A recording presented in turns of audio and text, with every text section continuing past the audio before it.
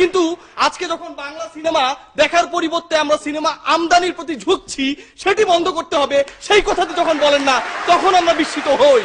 মাননীয় সভাপতি, আজ আপনারা লক্ষ্য করুন, আমি উদাহরণ দেব ইংলিশ মিডিয়াম এবং বাংলা মিডিয়াম, দুটি মিডিয়ামের শিক্ষা ব্যবস্থার কিছু শিক্ষার্থীর কথা। মাননীয় সভাপতি, দুই মিডিয়ামই মাননীয় সভাপতি যারা পড়াশোনা করে আকাশ সংস্কৃতি টেলিভিশন দেখার সুযোগটি রয়েছে।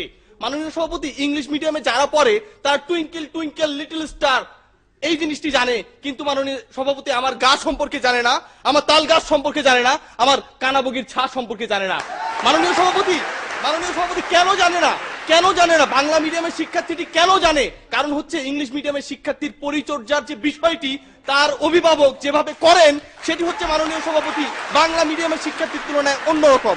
মাননীয় সভাপতি, আজকে স্যাটেলাইটের যে সংক্রমণের কথা তারা বলছেন, আজকে স্পাইডারম্যানের কথা মাননীয় সভাপতি আমাদের দেশের শিক্ষার্থীরা জানে, মাননীয় সভাপতি সুপারম্যানের কথা জানে, কিন্তু আমাদের দেশের একজন প্রখ্যাত কথা সাহিত্যিক যখন জিন পরিদের নিয়ে তার গল্পের বই বের করেন, সেটি যখন শিশুদের হাতে যায় না, ঠিক তখন মাননীয় সভাপতি আমাদের পরিচর্যার বিষয়টি পরিষ্কার হয়ে ওঠে। মাননীয় সভাপতি, অত্যন্ত গুরুত্বপূর্ণ একটি বিষয়, 1952 সাল সালাম, বরকত, রফিক, জব্বার, শফিউল আরো অনেকে বুকের তাজা রক্ত ঢেলে দিয়েছিল মাননীয় সভাপতি।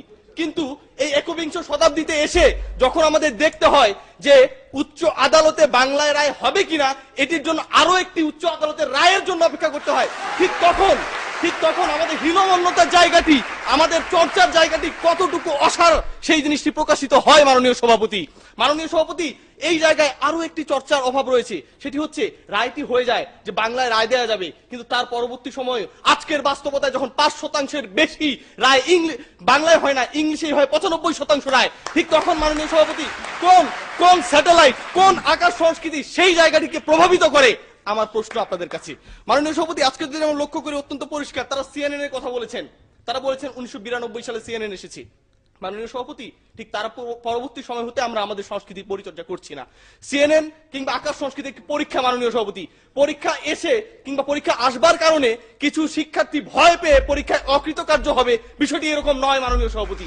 বরং বিষয়টি হচ্ছে পরীক্ষা আসার ফলে যাদের ভিত্তিটি ভালো থাকে তারা পাস করে, যাদের ভিত্তি ভালো থাকে না, যারা সংস্কৃতি লালন করে না, তারা হারিয়ে যায়। মাননীয় সভাপতি, আজকে যদি আমরা লক্ষ্য করি, আজকে সংস্কৃতির চর্চার জায়গা যদি দেখি, শ্রীলঙ্কাতে আকাশ সংস্কৃতি আছে কিনা, মালদ্বীপে আছে কিনা, আজকে মাননীয় সভাপতি ভুটানে আছে কিনা, কিংবা আজকে যে সুপার পাওয়ার রাষ্ট্র চায়নায় আছে কিনা, মাননীয় সভাপতি বাংলাদেশের থেকে অনেক ভালোভাবে আছে। কিন্তু সেই চীনে যখন আজকের বাস্তবতা আমরা লক্ষ্য করি যে প্রশাসনিক কাজে তারা চাইনিজ ভাষার পরিবর্তে অন্য কোনো ভাষার ব্যবহার করতে দেবেন না, ঠিক তখন পরিচর্যার বিষয়টি পরিষ্কার হয়ে যায়। মাননীয় সভাপতি, আর আমরা যখন পরিচর্যাটি করি না, মাননীয় সভাপতি, তখন নিজেদেরকে স্মার্ট করবার জন্য অনেক বেশি ইংলিশে ফাইল থেকে শুরু করে চুক্তি থেকে শুরু করে সবকিছু করি, কিন্তু মাননীয় সভাপতি অসারতাটি থেকে যায়। মাননীয় সভাপতি, আজকে যদি আমরা আমাদের বক্তব্য দেই তাহলে অত্যন্ত পরিষ্কার, 1952 সালে মাননীয় সভাপতি যে ভাষা আন্দোলন হয়েছিল সেটিরও কিছু মানুষ বিরোধিতা করেছিল। সেই মানুষগুলো কি মাননীয় সভাপতি আকাশ সংস্কৃতির দ্বারা প্রভাবিত হয়েছিল, নাকি তাদের মজ্জার মধ্যে ছিল উর্দু?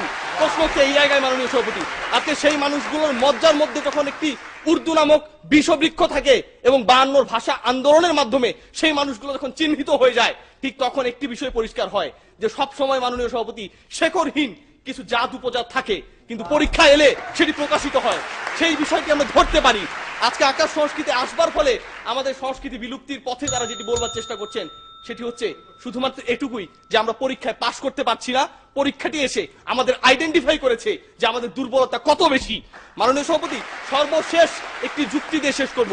আজকে যদি আমরা দেখি, সংস্কৃতি হচ্ছে একটি চারা গাছের মতো, সেটিকে সবসময় কীট পতঙ্গ আক্রমণ করবার জন্য প্রস্তুত থাকে, কিন্তু মাননীয় সভাপতি সেই চারা গাছটি বৃক্ষ হয়ে দেখা দিবে তখনই, ছায়া দেবে তখনই, যখন সেটিকে আপনি লালন করবেন, পরিচর্যার মাধ্যমে টিকিয়ে রাখবেন, তখনই, অন্যথায় নয়।